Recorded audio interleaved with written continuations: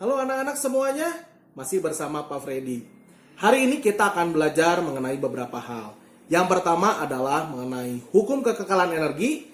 Yang kedua adalah perubahan energi dari satu bentuk ke bentuk yang lainnya, atau juga disebut sebagai konversi energi.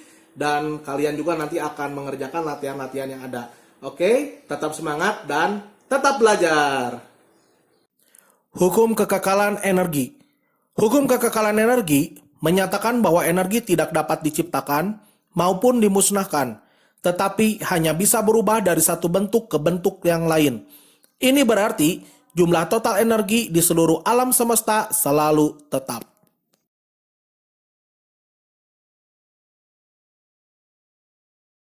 Kita dapat mengilustrasikan hukum kekekalan energi dengan benda yang jatuh bebas. Pada titik tertinggi, benda tersebut memiliki energi potensial maksimum. Ketika mulai jatuh bebas, energi potensial ini berkurang dan berubah menjadi energi kinetik. Dianggap tidak ada gesekan dengan udara. Pada titik yang terendah, tepat sebelum menyentuh permukaan tanah, semua energi potensial telah berubah menjadi energi kinetik. Kita bisa melihat ada 5 posisi benda di titik A, B, C, D, dan E. Pertama kali untuk benda di posisi A, ini adalah keadaan benda sebelum dijatuhkan. Berarti dia memiliki energi potensial paling maksimum. Sedangkan energi kinetiknya sama dengan 0. Kenapa 0? Karena benda tersebut belum bergerak. Ya, sedangkan untuk energi mekanik adalah tetap, di mana kita bisa menghitung energi mekanik adalah EP ditambah dengan EK. Kemudian pada saat benda dijatuhkan, dia akan melewati titik B, ya, titik C, D, dan E. Di sini Bapak akan membahas langsung ke titik E saja. Nah, pada saat dia berada di dasar atau tepat sebelum menyentuh tanah, dia memiliki energi potensial sama dengan 0, sedangkan energi kinetik adalah maksimum. Ya, energi mekanik itu adalah EP tambah EK dan bernilai tetap. Ingat, pada saat benda mengalami jatuh bebas atau bergerak ke bawah, energi potensial semakin berkurang, sedangkan energi kinetik semakin bertambah. Mengapa seperti itu? Karena ketinggian berkurang mengakibatkan energi potensial pun menjadi berkurang. Sedangkan benda semakin ke bawah, kecepatannya akan semakin besar dan membuat energi kinetik menjadi bertambah.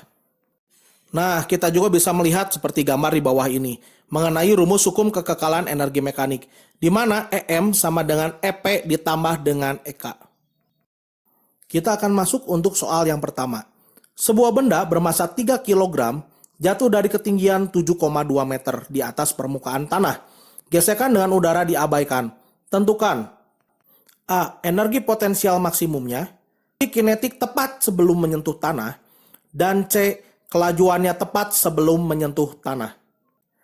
Diketahui M sama dengan 5 kg, G atau gaya gravitasi bumi adalah 10 meter per second kuadrat, dan H atau ketinggian sama dengan 7,2 meter. Yang ditanya A adalah EP max, B adalah EK tepat sebelum menyentuh tanah, dan C adalah kecepatan sebelum menyentuh tanah.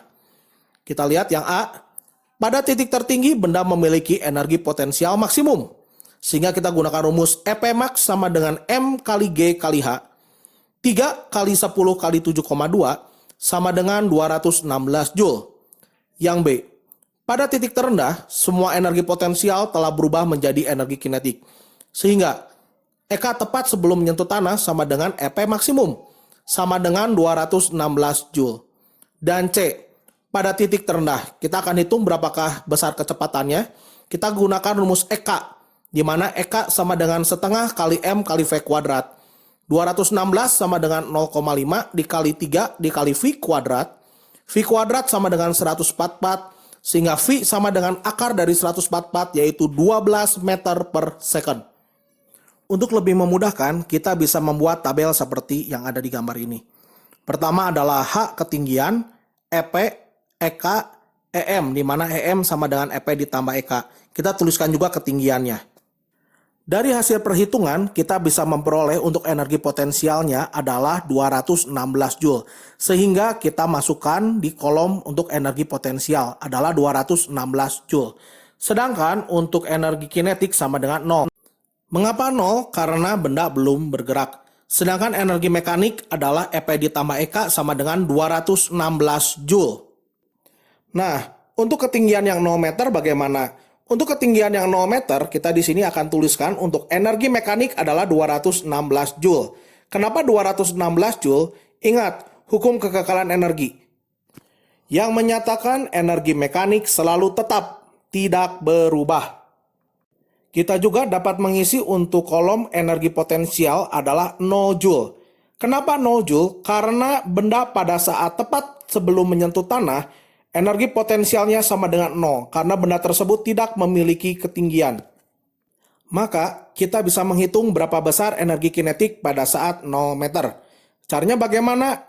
Ya, kita tinggal menggunakan rumus energi mekanik sama dengan EP ditambah EK. Sehingga untuk mencari EK, kita tinggal EM dikurangin EP, yaitu 216 dikurangi 0, jawabannya adalah 216 Joule. Sekarang kita bisa melihat untuk contoh soal yang kedua. Sebuah benda bermassa 2 kg jatuh dari ketinggian. Pada saat mencapai ketinggian 5 meter dari permukaan tanah, kecepatannya adalah 9 meter per detik. Jika G sama dengan 10 meter per second kuadrat, tentukanlah besarnya energi kinetik benda saat menyentuh tanah. Dari data yang ada, kita bisa dituliskan, diketahui, ditanya, dan jawab. Diketahui M sama dengan 2 kg, G sama dengan 10 meter per second kuadrat, H sama dengan 5 meter, V sama dengan 9 meter per second. Yang ditanya adalah EK tepat sebelum menyentuh tanah. Jawab, pada ketinggian 5 meter, benda memiliki energi potensial dan kinetik. Mengapa? Karena pada ketinggian tersebut, benda sudah bergerak. EP sama dengan M kali G kali H sama dengan 2 kali 10 kali 5 sama dengan 100 Joule. Sedangkan untuk energi kinetiknya sama dengan setengah kali M kali V kuadrat sama dengan setengah kali 2 dikali 9 kuadrat sama dengan 81 Joule. Sehingga energi mekanik sama dengan EP ditambah EK. Jadi 100 Joule ditambah 81 Joule sama dengan 181 Joule. Pada titik terendah, semua energi potensial telah hilang. Dan yang tersisa adalah energi kinetik. Dengan kata lain, semua energi mekanik akan menjadi energi kinetik. Sehingga EK tepat sebelum menyentuh tanah sama dengan energi mekanik. Sama dengan 181 Joule. Nah, yang terakhir kita belajar mengenai konversi energi. Energi dapat berubah dari satu bentuk ke bentuk yang lain. Energi potensial suatu benda pada ketinggian tertentu di atas permukaan tanah berubah menjadi energi kinetik saat jatuh. Energi kimia dari gas alam berubah menjadi kalor pada kompor gas. Masih ada banyak lagi contoh konversi energi dalam berbagai peralatan seperti ditunjukkan berikut ini. Setrika, energi listrik berubah menjadi energi kalor atau energi panas. Pengeras suara, energi listrik berubah menjadi energi bunyi. Baterai, energi kimia berubah menjadi energi listrik. Dan baterai diisi ulang adalah energi listrik berubah menjadi energi kimia. Nah, bagaimana setelah tadi belajar? Pasti anak-anak bisa semua, ya. Untuk kalian biar lancar dalam mengerjakan soal-soal yang ada, kalian harus banyak berlatih di rumah. Oke? Minggu depan jangan lupa kita akan ada ulangan mengenai energi. Jadi satu materi yang bernama energi itu semuanya kita akan ulangan.